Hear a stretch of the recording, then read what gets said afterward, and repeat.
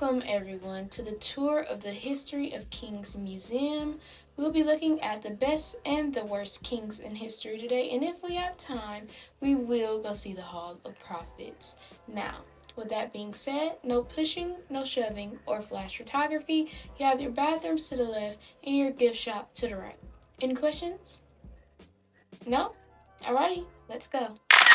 Wow. Okay, so you may notice that the hall branches off into different sections. That's because we have to separate the kings from the good kings, the okay kings, and the not so great kings. Oh yeah, and then you continue to see that it continues to branch off because then it was North Israel versus South Israel. So we just had to keep adding more walls and different branches. It was a lot, trust me. It was a lot. Wait, okay, so who is that guy and why is he on the outside? Oh, King Solomon? Yeah, he's basically the reason for, the whole divide anyway. Him and his son, basically.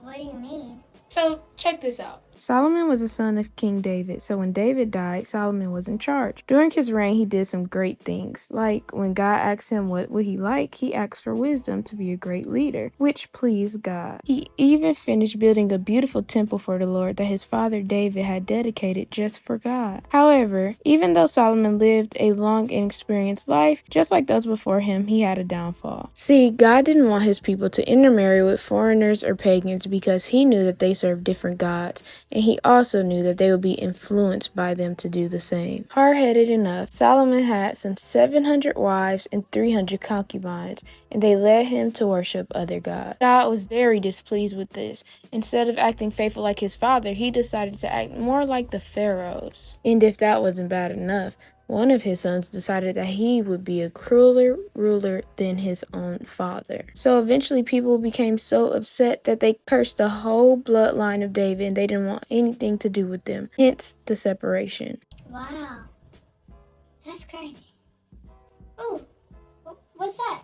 Oh, that's the Hall of Prophets I was telling you all about.